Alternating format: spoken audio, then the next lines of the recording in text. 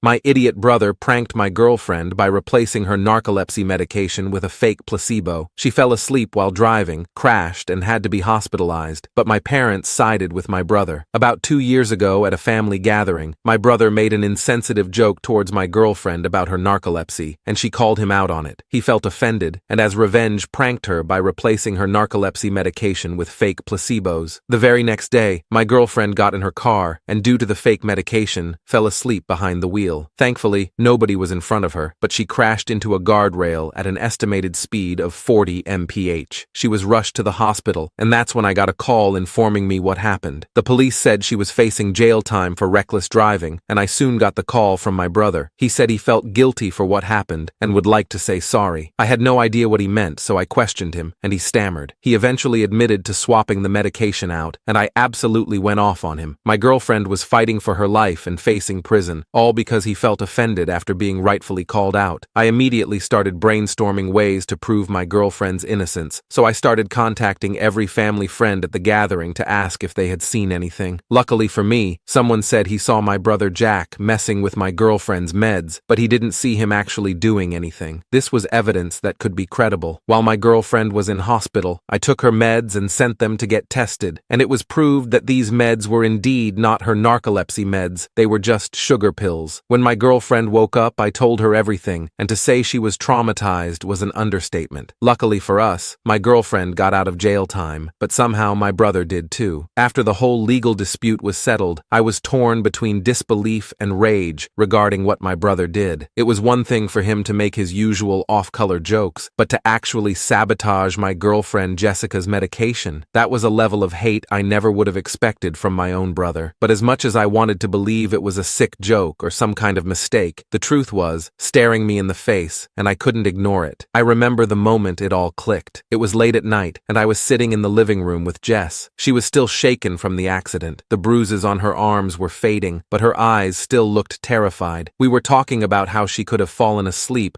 despite taking her medication as prescribed, and I could see the fear in her eyes. She feared not being able to trust her own body anymore. I still didn't want to believe that my brother did this to her, but there was no denying the truth. He was angry that she had called him out in front of everyone, so he decided to teach her a lesson that nearly cost her her life. That night, I couldn't sleep. I kept running through every memory I had of Jack. I thought about the times we'd spent together as kids, the stupid pranks we pulled on each other, the arguments that always ended with us laughing. But now, all I could think about was how he could have unalivered the woman I love, all because he couldn't handle being called out for his behavior. The next day, I decided I needed to confront him. I couldn't just let this slide. I needed to hear from his own mouth why he did it, and if he even understood the gravity of what he'd done. So, I drove over to his apartment. My heart pounded in my chest from nerves and anger the entire way. I didn't know what I was going to say, but I knew I couldn't let him get away with this. When I got there, Jack opened the door with his usual grin, like nothing was wrong. But as soon as he saw the look on my face, his smile faded. He knew why I was there. I immediately asked him if he messed with Jess's medication. He didn't answer at first. He just looked at me, and his eyes darted around. This was the first time in this whole debacle I had confronted him like this, because every other time I was too busy either staying at my girlfriend's hospital bed or trying to prove that he did it. I never had the time to just confront him like a man. He stood there blankly, then sighed and admitted what he'd done. He said he wanted to scare her and make her think twice before mouthing off again. He hadn't just scared her. He almost took her life from her. He claimed that it wasn't supposed to go that far and eventually apologized, but I couldn't take it anymore. Sorry, didn't cut it. I told him what he did was unforgivable. He told me I was selfish for cutting him off for one mistake and tried to convince me that I was overreacting. I couldn't keep him in my life after this. I turned, walked out of his apartment, and slammed the door behind me. I didn't trust myself to stay in that room for another second without doing something I'd regret. As I drove home, my mind was racing. When I got back to our place, Jess was waiting for me, her eyes red from crying. I sat down next to her and told her what I just did. She didn't say much. She just nodded and stared at the floor. I could see how much this hurt her and how betrayed she felt. It wasn't just the fact that Jack had tampered with her meds. It was that someone she trusted, someone who was supposed to be family, had done this to her. That night, we decided we needed to step back from everything, from Jack, my family, and all the drama. We needed time to process what had happened and figure out how to move forward. We agreed to cut contact with Jack completely. There was no way we could have him in our lives after what he'd done. But cutting ties with Jack Jack wasn't as simple as we'd hoped. When my parents found out what had happened, they were furious. Not at Jack, but at us. They called me to come over to their house to talk, and I brought Jess with me. Before I could get out a word, they started fussing. They couldn't believe we were turning our backs on family over what they called a stupid mistake. They kept saying that Jack didn't mean things to go so far, and that he was upset and made a bad decision. They even suggested that Jess was partly to blame for pushing him by calling him out at the reunion. They said that she should have handled the situation after the reunion one-on-one if it mattered so much to her. I couldn't believe what I was hearing. My parents were trying to defend Jack and make excuses for him. When I tried to explain how serious this was, how close Jess had come to dying, they just brushed it off, telling me I was overreacting. They even said that the jail time she would have faced wouldn't have been long enough for her to get a record. They demanded that I fix me and Jack's relationship and even told me to apologize to him. In the end, Jess and I decided we couldn't stay in that toxic environment any longer. We packed our bags and moved to a different city a few hours away. We were far away from the memories and the drama and wanted to build a new life together. It wasn't an easy decision, but we knew it was the right one. The first few months were tough. Jess was still dealing with the physical and emotional trauma from the accident, and I was struggling to come to terms with the fact that my own family had turned against us. We leaned on each other a lot during that time and eventually found comfort in knowing that, no matter what, we had each other. Eventually, Jess started seeing a therapist to help her work through the trauma. It was a slow process, but I could see her getting stronger every day. She was learning to trust herself again, and I was learning too how to be there for her and support her without trying to fix everything. During those months, I didn't hear from Jack. Not a single call, text, or email. And honestly, that was fine by me. After everything that had happened, the silence was a relief. It gave me the space I needed to focus on Jess and our future without the constant reminder of my brother hanging over my head. I thought maybe Jack had finally understood